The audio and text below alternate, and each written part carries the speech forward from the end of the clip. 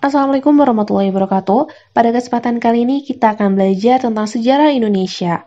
Sejarah Indonesia kelas 11 saat ini sudah memasuki bab 3, yaitu tentang dampak kolonialisme dan imperialisme di Indonesia. Ternyata, kolonialisme dan imperialisme di Indonesia yang dilakukan oleh bangsa Barat telah memberikan dampak di berbagai bidang kehidupan, seperti di bidang politik dan pemerintahan, bidang ekonomi, bidang sosial budaya, dan bidang pendidikan.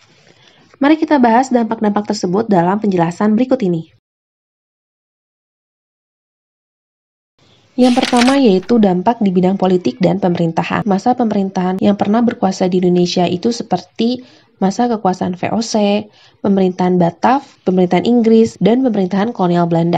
Sekedar untuk mengingatkan bahwa pemerintahan Batak ini merupakan pemerintahan yang dipimpin oleh Herman Willem Daendels, yang pada saat itu Belanda masih dikuasai oleh Prancis, sehingga namanya adalah pemerintahan Batak. Dari keempat masa kekuasaan tersebut telah memberikan dampak di bidang politik dan pemerintahan, seperti hilangnya kekuasaan raja-raja, karena pada saat itu VOC, Belanda, dan Inggris telah ikut campur dalam kekuasaan kerajaan di Indonesia, sehingga mereka tidak mempunyai kendali terhadap rakyat.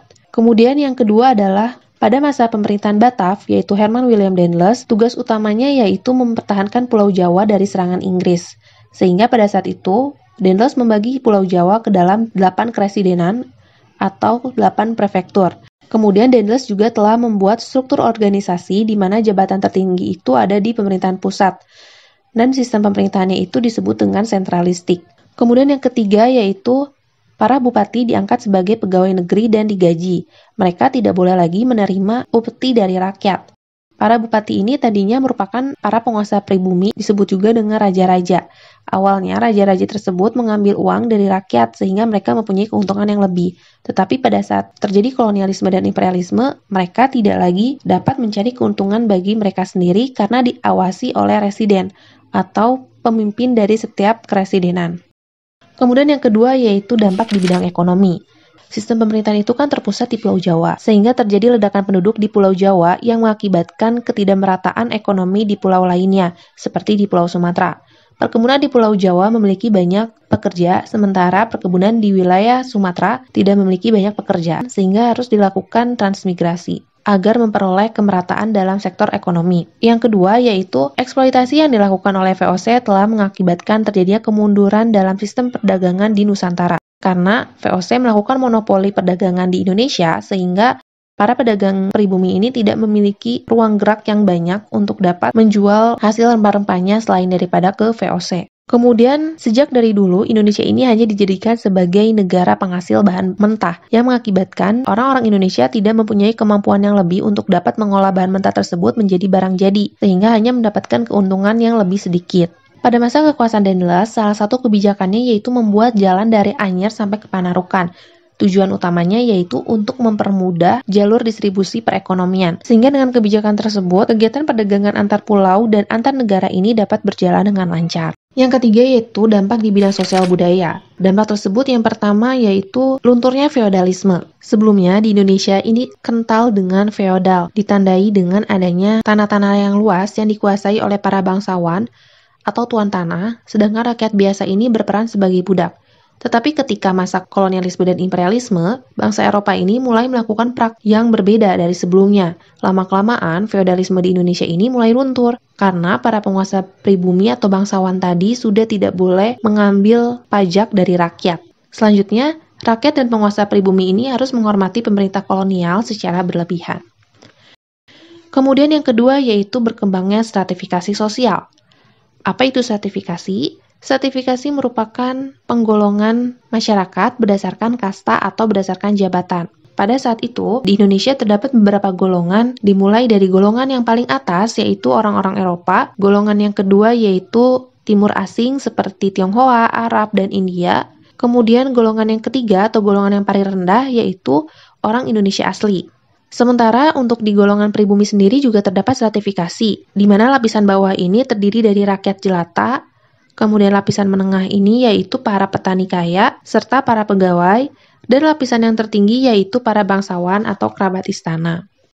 Kemudian yang selanjutnya, yaitu adanya pertumbuhan penduduk dan migrasi penduduk. Sebelum tahun 1800, pertumbuhan penduduk di Indonesia itu sangat rendah, tingkat pertumbuhan rata-rata dari tahun 1400 hingga 1800 itu sekitar 0,2%. Beberapa faktor yang menyebabkan rendahnya tingkat pertumbuhan yaitu karena adanya penyakit, kelaparan, perang, dan bencana alam. Tetapi ketika abad ke-19, pertumbuhan penduduk ini mulai mengalami peningkatan karena adanya kebijakan kesehatan pemerintah, perkembangan teknologi, dan sarana transportasi, serta proses migrasi. Sejak masa kolonial Belanda, Pulau Jawa ini merupakan daerah dengan tingkat pertumbuhan penduduk paling pesat. Mungkin kiranya masih bisa kita rasakan sampai dengan sekarang ya. Pertumbuhan penduduk tersebut mengakibatkan Pulau Jawa ini menjadi pusat administrasi dan kegiatan industri pemerintahan kolonial. Sehingga untuk mengatasi ledakan penduduk di Pulau Jawa, pemerintah kolonial ini menerapkan program migrasi. Pemerintah kolonial Belanda berusaha memperlancar program migrasi dengan membujuk para petani miskin di perdesaan Jawa untuk bekerja di perkebunan-perkebunan di Sumatera.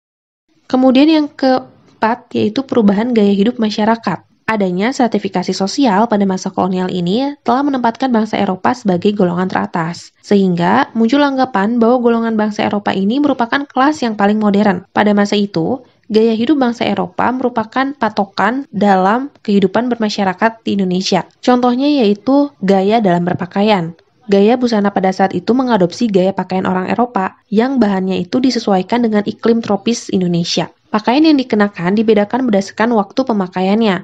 Sebagai contoh, saat bersantai di rumah, pakaian yang dikenakan adalah kebaya dan sarung.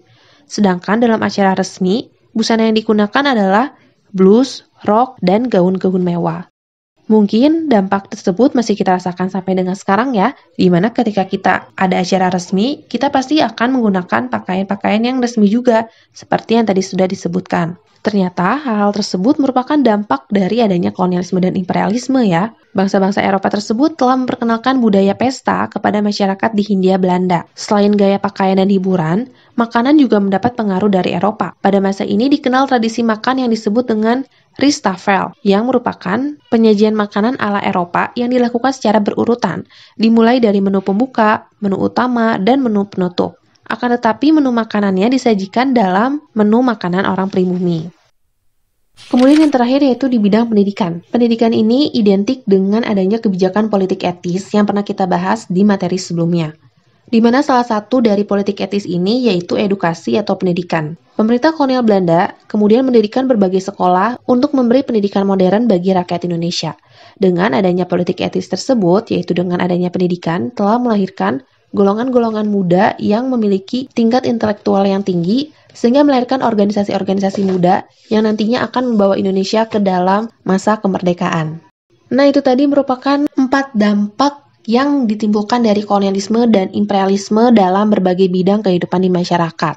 Materi ini merupakan materi penutup dari bab 3. Semoga dengan pembahasan kali ini kalian bisa lebih mengerti dan lebih memahami materi tentang dampak kolonialisme dan imperialisme di Indonesia.